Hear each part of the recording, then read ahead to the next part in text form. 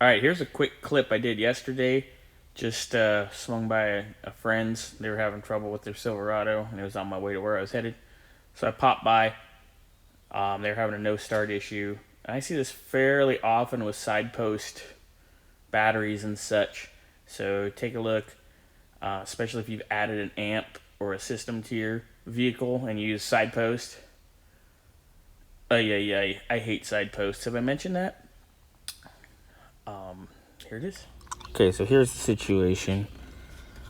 This goes through here, but it wasn't trimmed quite right, so it's not making full contact. So it had enough juice to turn everything on, but as soon as I came over here to load test it, you could see where it's been arcing right there and on the threads. This battery's still good. I just tested it, so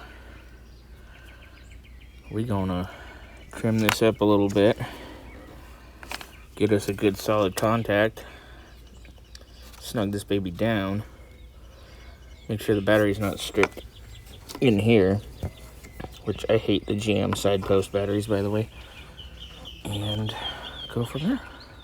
All right, so we pulled the rubber chingaderas off, so we didn't have to trim it because you don't need that. Threaded in, we should be good to go.